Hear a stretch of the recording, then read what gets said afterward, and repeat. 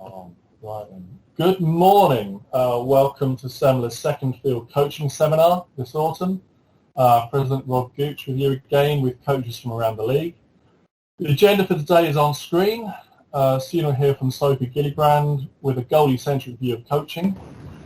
She is working towards her level 2 coaching qualification and is in almost the unique position of playing in both the men's and women's leagues. So thank you for those who submitted questions for today. We have a few that have been sent in. I've shared these with Sophie, and some will be covered in her material. Others we will cover at the start of the questions and answers slot. Remember, questions today can be on any men's field topics, not just goalkeeping. For many of us, we restart Lacrosse on Saturday after the latest lockdown has ended. So you may well have questions about things like the most effective way to get from zero back to competitive games, probably either with only maybe some clubs may have one training session this week. For many, there may not be any training sessions this week and you're going straight into the game. So any questions about that, fire them in. We'll try and help clubs get ready for Saturday.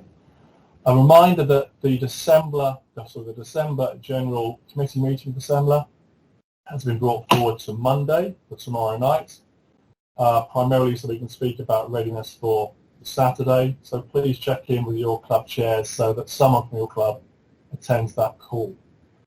The recording of this seminar will be hosted across SEMLA social media channels later this morning. So Sophie, welcome, and thanks for stepping up for us today. Over to you. Thank you very much. So first things first, I think all the names I can see, I think I know everyone, but for anyone who doesn't know me, or hasn't heard my screeching tones across the lacrosse pitch, hello, I'm Gilly. I'm current co-captain of Camden Capybara's Tokyo Drift, and I've been playing goalie for about 15 years, so yeah, quite a while now. So in terms of an introduction to goalkeeping, there are two main things that you need to sort of, bear in mind as a coach. So the first thing is that goalkeeping is a very intense position mentally. So, it's quite scary having the ball flying towards you very quickly. It does hurt when it hits you. You can get quite seriously injured. There is a legitimate fear there. And there's also a lot of pressure on your shoulders. So it's a very scary position and it's very difficult to sort of stay confident in it the whole time, but goalkeeping is all about confidence. So one of the things I'll go over today is how to build confidence with your goalkeeper and sort of, watch out for and stuff like that. The next thing is that it's a very physically demanding position as well. A lot of people think that because you're a goalkeeper, you don't do much, running during a match, then, it's sort of physically not necessarily inferior, but it's not as important to sort of be fast or hit the gym or do loads of sprints and SNC and stuff, and that is absolutely the opposite of the case. In terms of what each position demands physically, the goalkeeper should be the fastest, fittest, most athletic person on the pitch with, the best footwork, best stick skills, best reactions, absolute ninjas, basically. And that is really not to be underestimated. So again, I'll go over mainly things like sort of building speed and stuff at the end as well. Because, those are the two main sort of things that help with a goalie's development. First of all, though, we're going to go over some basics. I know that some people on here, weren't quite experienced coaches, be goalkeepers themselves or know a lot about goalkeeping. A lot of coaches and captains in SEMLA are a little bit more at sea with the position. So I'll start with the basics, give on a good background knowledge, and then we can build on that. So first of all is the stance. So as a goalkeeper, you can't see like the bottom of my body, but I'll just do it and then talk you through. So as a goalkeeper, you want to have your feet shoulder width apart, balanced on the balls of your feet, ready to sort of step forward, either sort of, with your left foot or with your right foot, just spring forward really quickly and explosively and completely balanced the entire time. You also want to have your knees slightly bent. So I say slightly. I'm 5'1", I'm tiny, so, I've got a slight bend in my knees so that I'm sort of free and light on my feet. If I bend too much, there'll be even more goal above my head to shoot at. I do know some goalkeepers, especially men's, who are about 6 feet tall, in which case it's very difficult to actually get down to, say, the lower bounce shot very quickly. So I know a lot of 6 foot tall or just goalkeepers generally like to sit a bit lower and sort of really like sit down on the balls of their feet and bend their knees much more. So it's a very much personal preference thing. Just as a rule of thumb, if your feet aren't locked together and you're not doing the splits and your knees aren't locked straight, then you can just play around with that and sort of see what works for your goalkeeper. So after that, in terms of how you hold the stick, so your dominant hand, in this case my right, this is the Eclipse 2, so it's actually got a little plastic bit for you to sort of wrap your hand around. Most other sticks, it's probably more comfortable and sort of you get more mobility just having it just below the plastic. So your top hand's at the top, and then your second hand is about halfway down the stick. If it is all the way at the end, that really limits your sort of like mobility kind of, it's very awkward. Equally, if it's too far up, then you lose a lot of reach. You can only get to about there versus sort of there. And also it's a bit more sort of wobbly and ungainly if you've got your hands too close together. So again, this is a personal preference, but you want to be working around sort of like halfway down the stick, maybe a bit further up, maybe a bit further down. When you're clearing or sort of doing any sort of normal lacrosse stick work, then you move your hands down to the normal position. So non-dominant hand at the bottom, dominant hand, in this case for me it's about halfway up when it's, like that. And then you just go to normal sort of triple threat position or clearing or whatever. So that's how you hold the stick. And then I like to always advise to look over the top of the thumb at the ball. So wherever the ball is, the top of your thumb, that knuckle is in line with it. And again, this is where, if you're sort of 5 foot nothing, then you hold your stick there and the top of the goal is here, so that your stick is covering the goal at all times. If you're 6 feet tall, the goal is 6 feet tall, so if you have your stick in line with the top of your thumb, the crossbar is going to be about here and the stick will be outside of it. So this is another reason why either some tall keepers like to sort of, crouch down a bit, or just sort of find a different position that works for your tall keeper. Personal preference does come into play hugely with a lot of this. We've got rules of thumb, but there's very few things that are cut and dried. You must only do this. So, that's the stance, that's how you hold the stick. In terms of, your goalie, they've got their first match and they need to have a mantra of 2 things going in their head that they focus on during the match. So the first thing is to step to the ball. So even if you're standing square in the middle of the goal, the ball is coming right to your face, you don't wait for that ball to get to you. You attack the ball, step forwards and get to the ball before it gets to you. You're not giving up your position because you're taking the position to the ball. This is less important if it is coming straight to your face, but normally if you've got good attackers, it's not. It's coming sort of somewhere over there. So again, you step to the ball and get your body behind the shot in every single case. The second thing you want to pay attention to and have as your mantra is squaring the ball. So this means having your nose and belly button in line with the ball at all times. So, my very technical sketchbook here.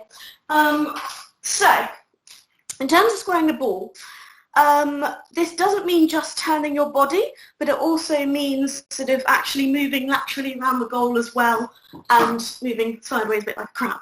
So we have these things called arcs. So I hope everyone can see this. So in green here, there we go.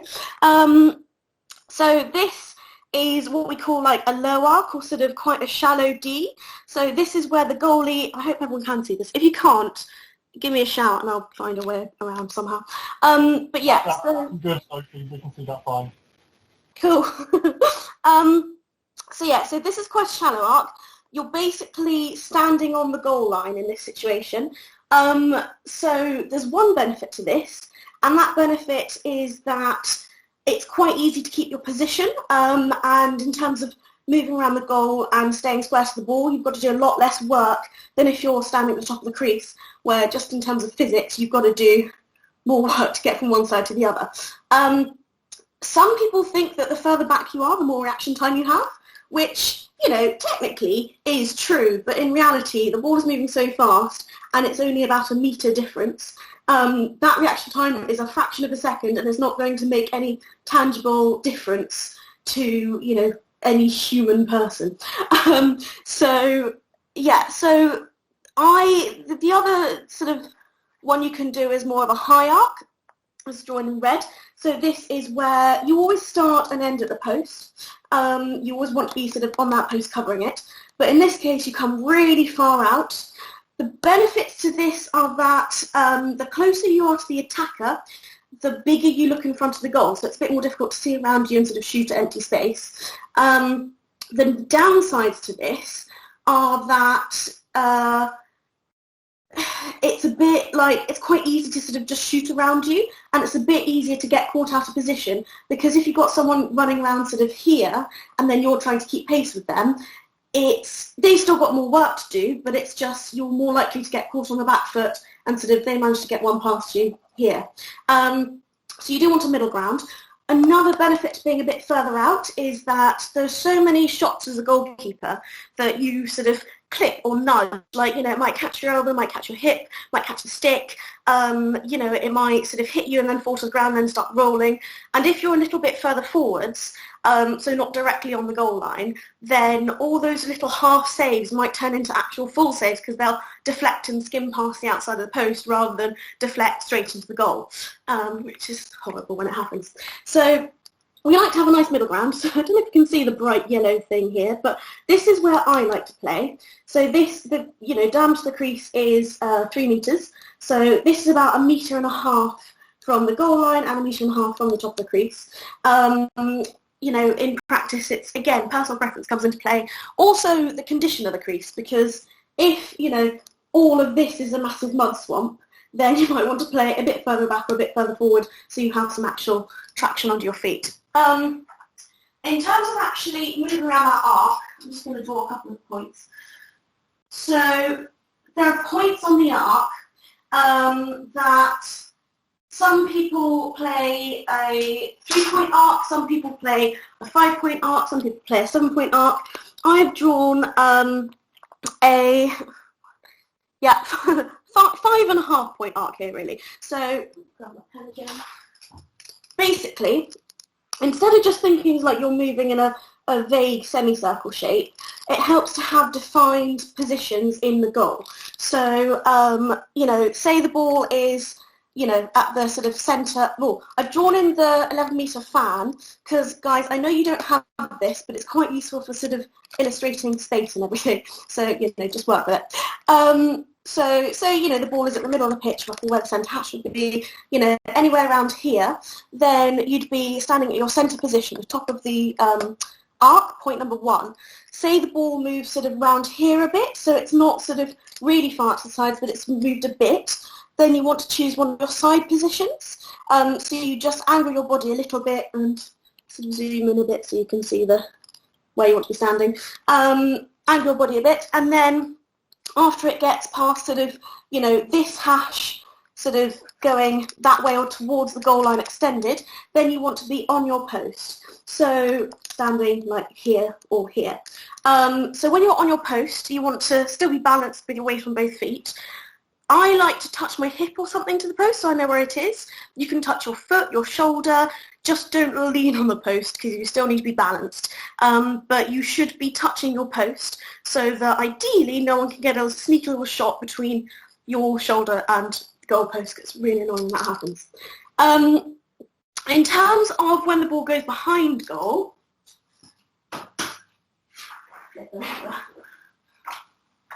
so when the ball goes behind goal, it depends where the ball has gone. And again, this is a rule of thumb that works for me and is quite a good starting point. If your goalie really does not get on with this at all, then, you know, play around and see what happens. But basically, so there's directly behind the goal or not directly behind the goal. And I've kind of drawn a couple of imaginary lines from the edges of the crease to show you what directly behind the goal kind of looks like. So if the ball is literally behind the crease, somewhere here, I'd call that directly behind the goal.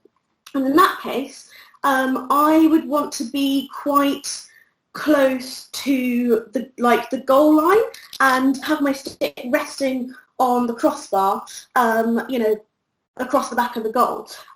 So the reason for this is that you kind of want to get an interception if you can, and there's nothing more annoying than getting a really good interception and knocking it into the goal because you're standing on the crease, and just the very sort of action of knocking the ball down makes it go into the goal. So it's much safer if the ball is directed behind the goal to just rest your stick across the top of the crossbar so that it gets knocked into the stick and then down the back of the net and lands on the crease, and you can go and get it up and, clear it basically. So what's happening here is, if the ball's at X, it's never directly in the middle because, even if the attacker is standing directly in the middle, they'll still have their stick on one side or the other. So basically you want to kind of like pick which side it's on, and then you want to stay with one of your feet is sort of in the centre, and then your body's at a 45-degree angle, pointing outwards, and you're still square with the ball. So this is still in line with your nose and belly button. And then if the ball gets passed over the top of the goal, then you're pivoting on your inside foot here, turning outwards, so you keep your body nice and wide, bring your back foot round to the middle, and then stepping round with your inside foot, so you keep as much of your body in front of the goal as possible. And then even if it comes across here, then you're still pivoting on that foot, you just do a full 180, and you can normally do that in enough time before, to sort of set up in a really good position before you get a quick stick into the goal from here. The other side, it's exactly the same, just mirror image. So standing 45-degree angle, and sort of, again, balance on both feet, ready to move. As soon as the ball moves outside of this area directly behind the goal, so say it's like out here somewhere, then that is when I step from the goal line to basically the top of the crease, because anytime if the ball comes from here to somewhere about here, then you're in a better position to intercept. But also the ball isn't going to sort of fly. Anyway, the ball is going to come from out here to directly in front of the goal and be an immediate threat for you to have to react to instantly. You're going to be in the whale, so that's a very unlikely thing to actually happen. So it's safe enough for you to be out here at the top if the ball is sort of not directly behind goal for you to sort of get any interceptions, basically. Again, personal preference. If that doesn't work for your goalie, it's fine. Just give it a go and see what happens. So that is the basics of positioning. There is a lot more detail to go into, and a lot of ways to work with individual goalies and tailor it to their preferences, but that's the basics. So one of the things I wanted to talk about was confidence, and just things to bear in mind when it comes to confidence are that there's so many things here. One of the ones is that as a goalkeeper, you don't have time to actually think through what you're doing when the ball is coming towards you.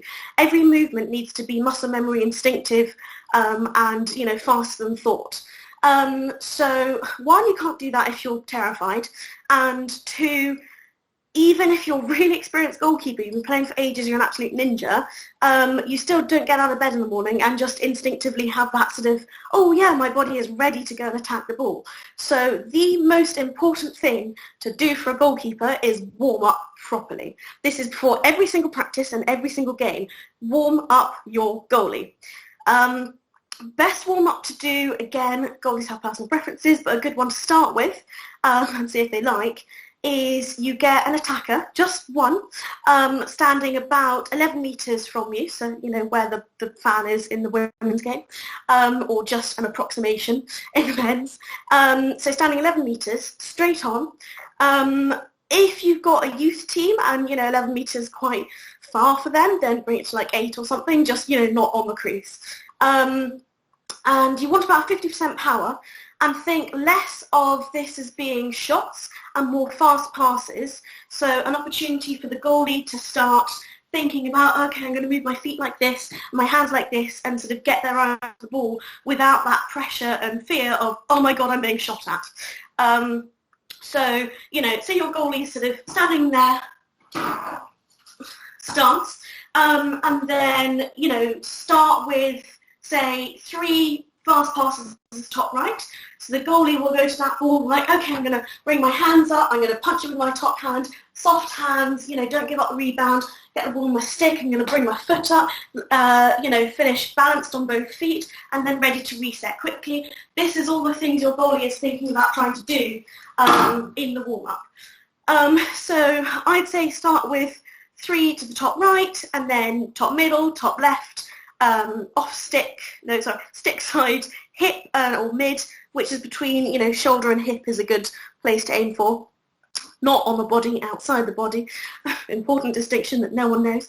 And then, off stick, hip as well, and then low shots but not bounce. So by low, I mean ideally below the goalkeeper's knees, but, or below hips works as well. Once you've gone through sort of that round-the-clock shooting sort of thing, then if your goalie's comfortable, then start sort of, increasing the power to like 70% or 80% or something like that. Then start doing bounce shots, then start doing crease rolls, fakes, sort of, more complicated stuff that's more of a match-like scenario. After the warm-up, so another way of increasing goalie's confidence is padding. So there's some padding that is required by the rules, so, helmet, chest protector, throat guard, gloves, but you've got to be quite specific about some of these things. So, for example, for gloves, you must wear goalie gloves with a thumb protection, not men's field gloves, because they don't have enough thumb protection, and if you don't protect the thumbs, you're going to break them, which, just isn't great, really. In terms of other padding, there's lots of options. You can have extra shoulder pads, extra arm pads, shin pads. Please, please, please, especially if you coach men's, do not let your male goalkeepers be silly boys and be like, oh, I'm brave, I'm tough, I don't need to wear shin pads. Because, yeah, okay, if they're comfortable not doing that, like, actually, then fine. But don't let them sort of put on a show of being brave and tough when actually, they're going to get a hairline fracture to their tibia and then sort of be out for a season. So, just let your goalie know it's okay to wear padding. It doesn't make them less of a goalkeeper. It makes them clever. Then after sort of padding, you've got certain drills you can do to sort of increase confidence. So one of my favourite ones to do is just tennis balls. So there aren't many attacking drills that can't be improved by the addition of tennis balls, partly because it teaches your attackers soft hands, because catching a tennis ball is very different to catching a lacrosse ball. If you can catch a tennis ball, you can catch a lacrosse ball. Also, with a tennis ball, you can like well it at the goalie at 1,000 miles an hour, and it's not going to, it's still terrifying, but it's not going to turn them black and blue, and it hurts a bit, but nowhere near as much as an actual lacrosse ball. So it's a really good way of getting used to the speed and power of shots without that fear of, oh my god, I'm going to die. So yeah, also when your attackers inevitably lose said tennis balls, they're easy to replace than normal lacrosse balls, so go for it. So I'd recommend always do at least one drill, a practice that is tailored to benefit your goalie rather than directly benefit the attackers. Anything that benefits your goalie will be helpful for the attackers because it will teach them discipline and everything, but the goalie should be the main focus for at least one of your practices, one of your drills for each practice. And a tennis ball drill is a really good way of doing that. After that, there's the mentality, which I mentioned about at the beginning. So this is a far more difficult one. Essentially, in terms of the position on the pitch, so every other position on the field, if you make a mistake, you've got a teammate there to sort of back you up. If you miss a shot, it's not the end of the world, you can take another one. If you miss a ground ball, then, someone's got your back. Quite often that is the goalie. If the goalie makes a mistake, that's it. That's a goal, that's done. There's no one to cover our backs. So it's a very high pressure position.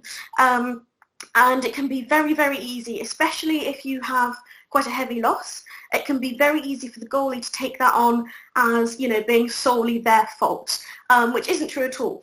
For the ball to get to the goalie in the first place, every single other player on that pitch has to have made a mistake.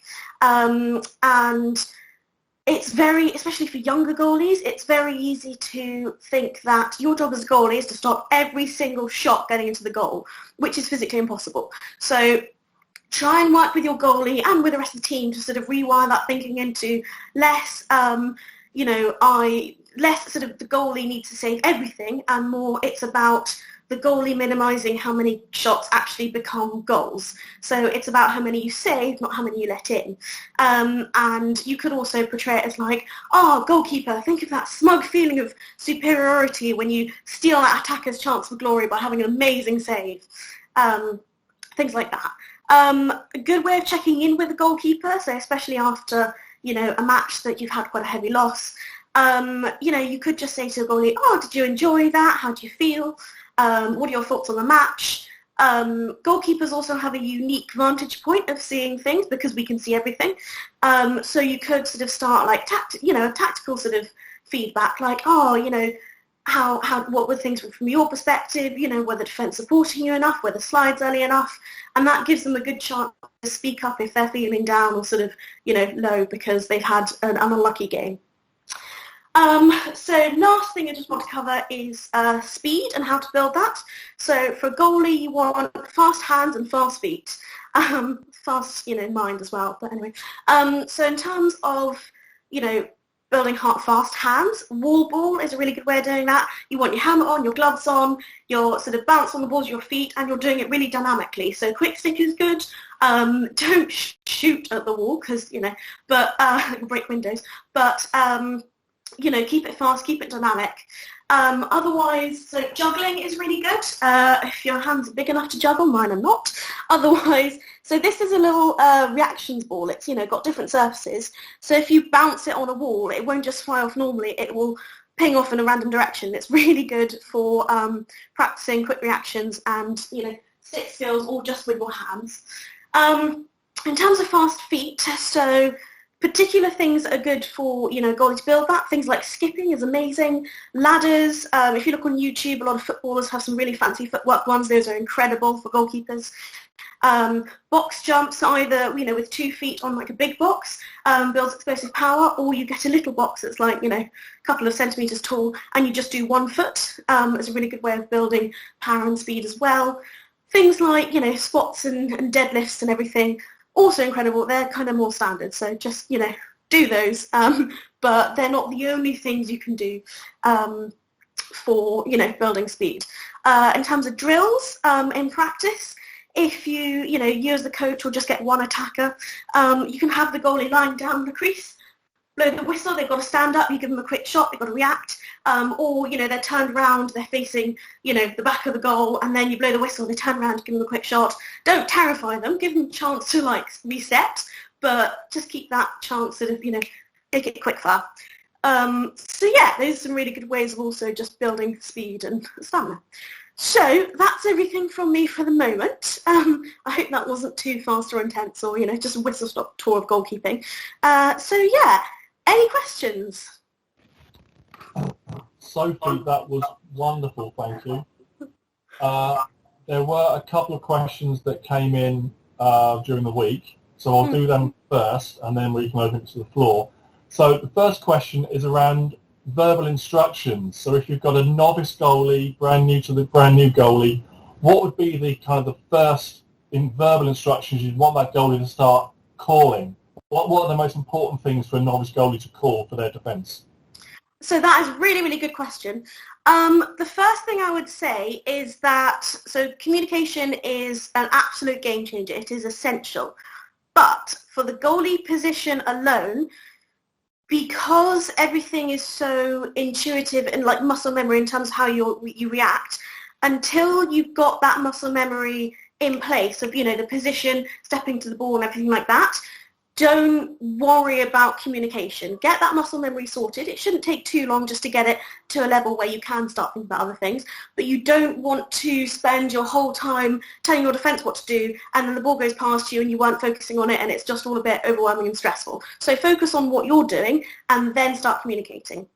In terms of the communication to actually use, so clearing, for example, when you've got the ball you're about to clear, yeah, very important. Your team need to know to get free for you. So I just, bellow at the top of my lungs, clearing or something like that. Where the ball is, so sort of, top right, top left, or you could, if you can't do your left and right yet, just because I couldn't till I was like 19, just do, balls top, mid, low, balls behind as well. When you're a bit more comfortable, directing your troops, I do things like keep an eye on offsides, tell people like, you go, you stay.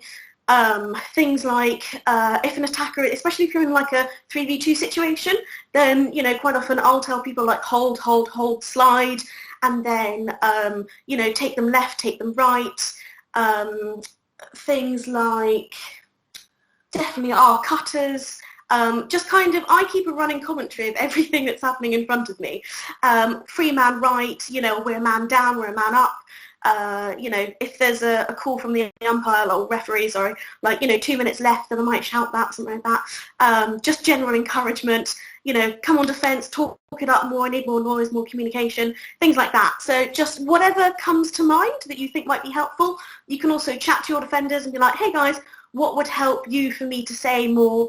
Because sometimes they do have quite good ideas. So yeah, hope that answers the question. It does, yes, thank you. The second question that came in, because you answered a few in your slot from earlier, the second one is actually related to your sort of unique position of men's and women's. What are the main adjustments that you make that, say, another female goalie would need to make if coming into a men's game compared to a goalie in the female game? Really excellent question. So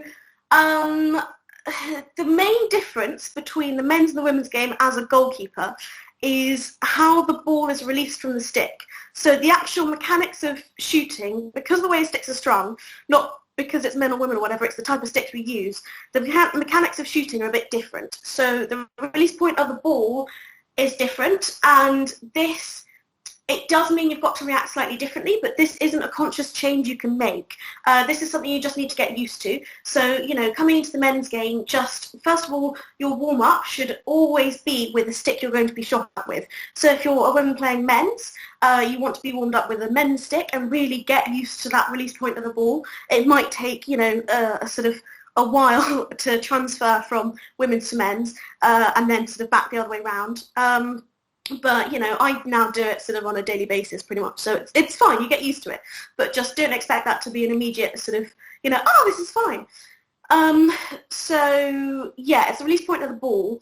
And then in terms of, so I play in the men's game a little bit differently because I know that this is partly my height as well as anything. I'm small, I'm a woman, I'm not as fast like a sprinter or sort of, not as good at body checks at the moment as a lot of the male players. So I will still support on the field, but I'll be a bit more cautious. I'll sort of think about, what can I do? Can I get to that ground ball in time before a male player gets there? Versus a women's game, I just ran out and be like, no, that's mine. So that's my thought process. It will, change for every sort of goalkeeper. But if you're a woman going from the women's game to the men's, then, yeah, it's mainly just getting used to the release point of the ball, getting those reps in and sort of getting that sort of subconscious, like intuitive muscle memory going. As an aside for people like male goalies going over to mixed, again, that release point is very different in the stick. So just getting warmed up with a women's stick, not a men's stick, will really help. So the men's game, you've got 4 seconds in the crease. The women's game, you've got 10 seconds. So when you're clearing, just bear that in mind. Also, the offsides are different. So in the men's game, it's halfway. In the women's game, it's the far restrainer. So when you're clearing in the women's game, you get sort of a bit more support from your, like, not quite attackers, but it's just a bit more sort of fluid in terms of transition. Rather than the men's game, you're kind of restricted to what you've got this side of the halfway line. And then... there was something else. Oh, yeah. So in the men's game, you can, cross the halfway. As long as you're not offside, you can cross the halfway line and shoot with a goalie stick. In the women's game, you can't, because it's an illegal stick. So in the women's game, a goalie can go up to the far restrainer. You can't shoot and score a goal. Sorry. So, yeah, just that's the last thing to bear in mind, really. Oh, that's a shame you can't score goals. I know, it's so sad. If you switch sticks with someone, you can, but that's kind of taking the mickey a bit. Thank you. Right, so they were all the questions that were pre-submitted. The floor is now open for anything to Sophie, anything to do with men's field lacrosse, or anything to do with the fact that Christmas is in a few weeks' time. Charlie, fire away. Yeah, hi, Soph. Good stuff. I'm sure we all have our own kind of thoughts about this, but I just think we should have it kind of on the video if this is going to be going out to everyone. I was wondering if you have any thoughts about getting people to play goalkeeper, because I'm sure we've all had that situation, whether it be with a newer team or with girls or on a uni team. It can be really difficult just to get someone who's willing to step in. Have you got any thoughts about how we can help kind of incentivize people to take up the position? Yeah, that's actually a really good point. So speaking personally, when at the age of 12, I volunteered to go in goal because it was the day before our first match, and I was so bad at on-field just stick skills and everything, and I was like, I'm quite tough, I'll stand there and have balls thrown at me. That sounds like a much better gig than sprinting around on the pitch trying to catch a ball and failing. I was also quite unfit at this point, so the worst goalie material possible physically, but that's why I decided to go in goal. For normal people, so I think one of the main fears about goalkeeping is the very legitimate fear that it's going to hurt. So I think if you say, when you're trying to recruit goalkeepers, just be like, okay, we've got a match coming up, we need a goalkeeper, we're going to put you in all the padding, you're going to be really safe. It will hurt, but it's not that bad. And, just be sure that they know they'll get a lot of training beforehand. And, they're not going to go in sort of empty-handed. They're going to go in prepared. You'll train them beforehand. You'll sort of give them the basics, and you'll make sure they're comfortable in that position. Also, there is, depending on how dynamic you play, it's not true to say that goalies never run or never sprint, but there is a lot less running and sprinting involved than, say, a midfielder. So, if you've got someone who doesn't like a lot of running, then that might also be a good selling point. Yeah, okay, awesome, thanks. Chloe, please fire any questions. Hi, Chloe. Hi, Gilly. Thank you so much today. I've learned a lot. That's been a really great presentation. Thank you. So I've just got a quick question. One of my under-15s at school doesn't have a lot of confidence stepping out of the crease on clears. Yeah. I'm obviously trying my hardest, but because I'm naturally a field player and not a goalie, I was just wondering whether you'd have any tips or pointers of how I could help her gain that confidence stepping out of crease. Absolutely. So in terms of stepping out on crease, it's a bit scary for several reasons. One, the main thing is that because we goalkeepers don't actually get that much training time or match time or experience going one-on-one with a defender, say, or sort of, actually having to sort of play under pressure, we do play under pressure, but it's a different type of pressure, then it can mean that as soon as you've got a defender or someone from the other team on you, it's just, they're all you can see, and it's quite sort of scary and daunting, and you think you're going to get, the ball's going to get lost from you, they're just going to shoot on goal, you'll be outside the goal. It's there's a reason it's quite sort of daunting. So what I'd say is help your goalie sort of just get a bit more practice in training about sort of how to handle a defender on her. With our sticks, so if the normal sort of position is you hold it like that. When you're clearing, it's like this. When you come out of the crease, you can just keep your bottom hand here and then slide your top hand to the top for sort of cradles and everything, and then just move your hands down when you're about to pass it off. It's quite difficult to actually check the ball out of the goalkeeper stick because it's got a deeper pocket. So you're a bit safer than you would be. And also, sort of, if the ball does get checked out of your stick, it's a ground ball, then, that's not a sort of a given that you can still try and get it back. It shouldn't get to the point anyway where you've got a defender on you. So ideally, you step out of the crease, and then you should have people cutting to you. If someone jumps towards you and comes to mark you, that means there is a person free, and it is that person's responsibility to get into the best place for you to be a nice, easy pass, because you can't see that because you've got a defender on you. So they need to get into maybe beside you, or sort of, a nice easy position so you can just get that outlet. So that's on your team's that's your team's responsibility, not yours. Also, quite often when you see someone coming towards you, if your team's awake, then before they get to you, before you get that sort of panic, you can be like, oh yeah, this is your ball, and ping it. If the worst comes to the worst, and you know that like you can't sort of handle the ball under pressure, and someone comes to jump at you, then just ping it as far as you can, up the far side of the pitch, and just try and get it away from you and hope for the best. Because at that point you've done everything you can do, and it's on your team for not cooperating and not cutting for your clear. So yeah, hope that helps. In a nutshell, just practice doing it and sort of knowing how many checks you can take, and knowing you can take a bit of pressure and a bit of hassle. So yeah, good luck to her. Can I just add to that as well? Sorry guys, can I just add to that as well? If I'm coaching under 15 level for the goalie, I'll only instruct them to come out the back of the goal so that they can then see the whole of the field. So it gives them an opportunity to assess what's coming towards them.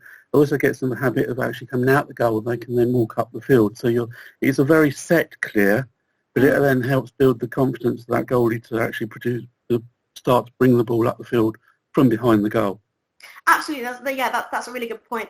And equally, so quite often if you've got an attacker coming to mark you in the goal, and so you're standing at the top of the crease and attacker's in your field of vision, the way you get around that is by going around to the back of the goal. Don't hang your stick out the back of the crease because they'll check that, but you go around to the back of the goal so you've got that extra space to sort of see and get a clear.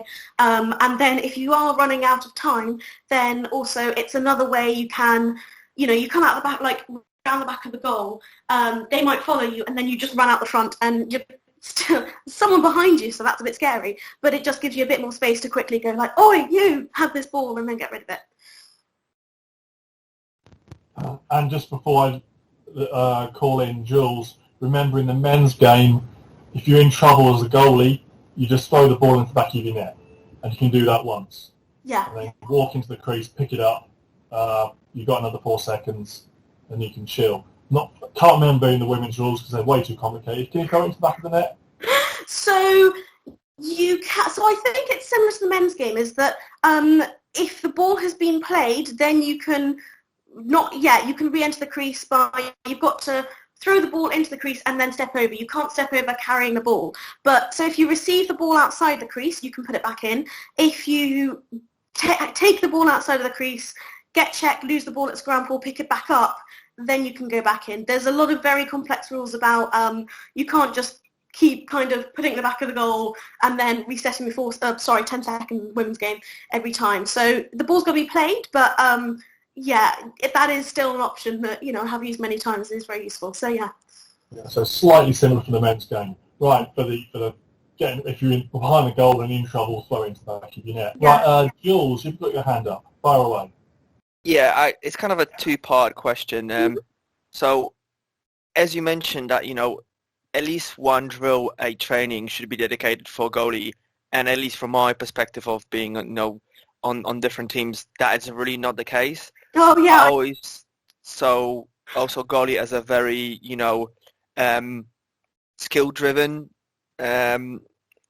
position. There's a lot of things that you can do at home or by yourself, and it's, just going for a repetition of the same thing.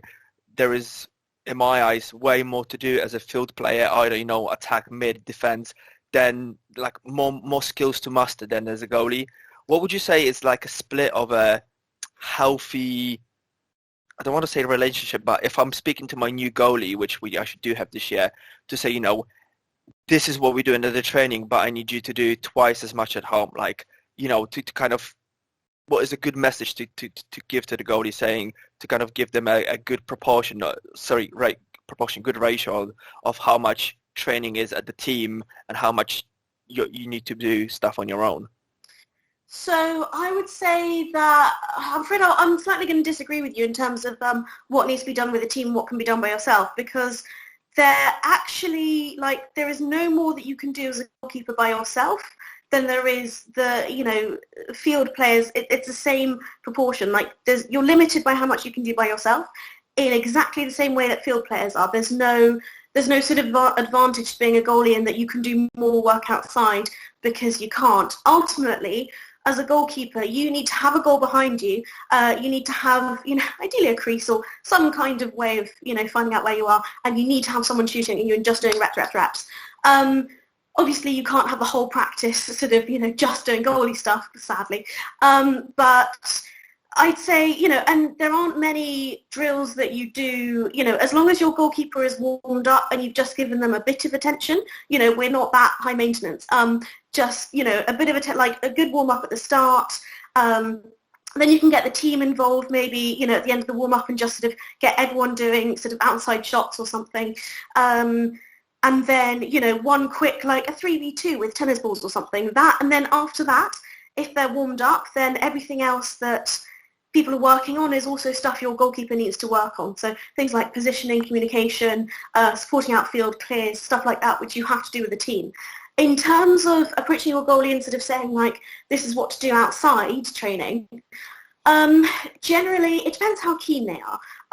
If they're sort of a budding, like, a keen being, they're like, oh my gosh, I really want to be a ninja, then you can sort of say, like, okay, these are things to do in your sort of, like outside training. There should be really the goalie shouldn't have to do more outside training than everyone else, if that makes sense. Every position requires specific conditioning and training and everything like that. But if you want to encourage your goalie to do some work outside training, just sort of portray it as, especially if they're sort of a bit like less confident, or they'll normally say, I want to come and like improve on this, I want to do well, and then you can just sort of encourage them and be like, look, with the reps, with sort of training outside, team training, then that will help loads of things. And ultimately, as a goalie, it's we play to get those saves, because when you get a save, it's the best feeling in the entire world. So it's just that incentive of like, if I go and train and work outside of practice, then in a match I can be a ninja. Honestly, when I'm on a run, I imagine myself like getting a ground ball and cradling it and passing it off, because I hate running. That is the only thing that keeps me running, is like, yeah, imagine I'm going for a ground ball, like do that. And things like that are sort of the best incentive, really. Does that answer your question? Yeah, I think it does. I do have a follow-up to this as well, if I may. We're talking about also confidence, and obviously I feel like a lot of goalies lose confidence as they're laying more and more goals, training or game. Yeah, If it is we're doing a training and the drill is a very simple, a feet to the crease guy, and we're working on our crease finishes, right? Without a defender, it's just them catching the ball and shooting.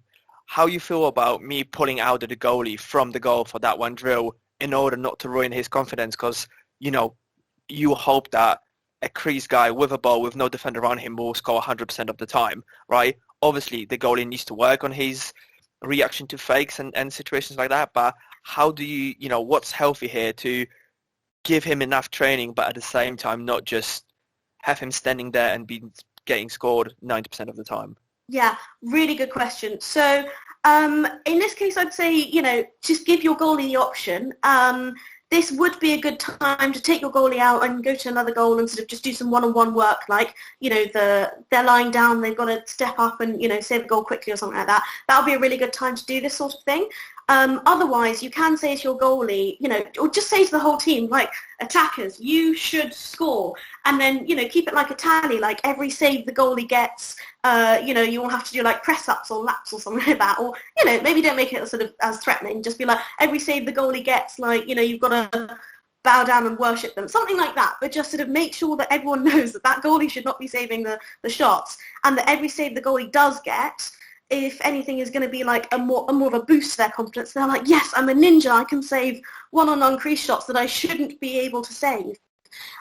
So chat to your goalie about it. If they're feeling a bit sort of like a bit low and a bit sort of, how to knock their confidence, then, sort of say like, oh, okay, if it's a bit too much, we can like, step out and we'll go and do some work on something else. So give them that option. Personally, I love one-on-one crease work because I'll come out and like body check them and like wiping a smirk off an attacker's face when they're there like fake in front of the goal and you save it and like, well, just I'm amazing and you're not, in a nice way. In terms of, so in a match especially, so training is a bit different because in a match you've got the adrenaline, you've got all that sort of rush. In training you don't. As much as you can have an amazing training, you still won't have that.